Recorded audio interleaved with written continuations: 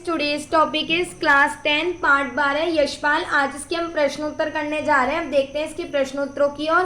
पहला प्रश्न, लेखक को नवाब साहब के किन हाव भावों से महसूस हुआ कि वे उनसे बातचीत करने के लिए तनिक भी उत्सुक नहीं है।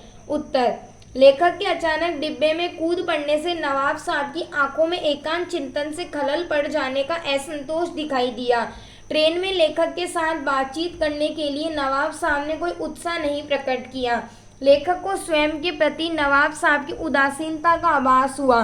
प्रश्न दूसरा, नवाब साहब ने बहुत से यत्न से खीरा काटा, नमक मिर्च बुरका अत्यंत सूंघकर ही खिड़की से बाहर फेंक दिया। उन्होंने ऐसा क्यों किया? उत्तर, उनका ये बर्ताव स्वयं को खास दिखाने और लेखक पर अपनी अमीरी का रोब झाड़ने के लिए था। उनका ऐसा कारण दम मिथ्या आडंबर एवं उनके व्यवहारिक खोखलेपन की ओर संकेत करता है। प्रश्न तीसरा, बिना विचार घटना और पात्रों के भी क्या लिखी जा सकती है? यशपाल के इस विचार से आप कहाँ तक सहमत हैं? हम लेखक यशपाल के विचारों से पूरी तरह सहमत हैं। किसी भी कहानी की रचना उसके आवश्यक तत्वों कथावस्तु घटना पात्र आदि के बिना संभव नहीं होती। घटना तथा कथावस्तु कहानी को आगे बढ़ाते हैं, पात्रों द्वारा संवाद कहे जाते हैं। कहानी में कोई न कोई विचार बात या उद्देश्य भी अवश्य होना चाहिए।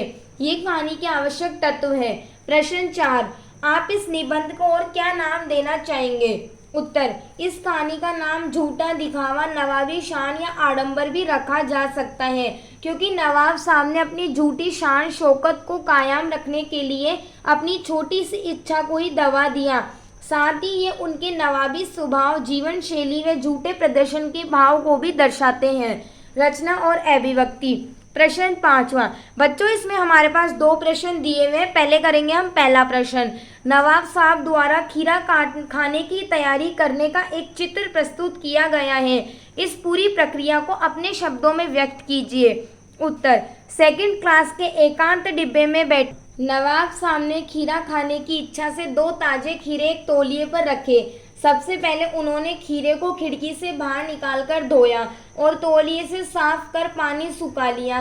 फिर जेब में से चाकू निकाला, दोनों खीरे के सिर काटे। फिर खीरे पर बहुत कायदे से जीरा नमक मिर्च बुरका दी।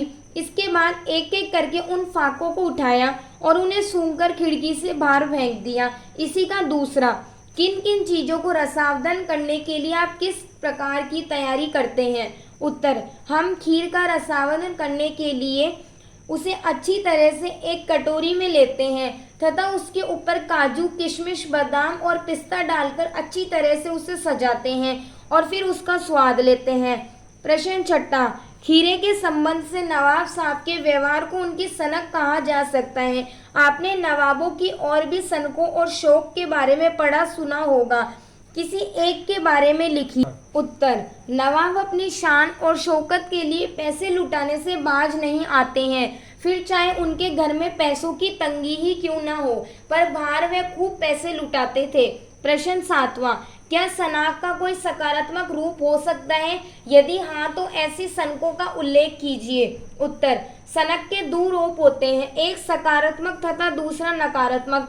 जहाँ एक और नकारात्मक सनक किसी व्यक्ति को समाज में हंसी मजाक का पात्र बना देता है, वहीं सनक का सकारात्मक पक्ष और उसे रातों रात प्रसिद्ध कर देता है।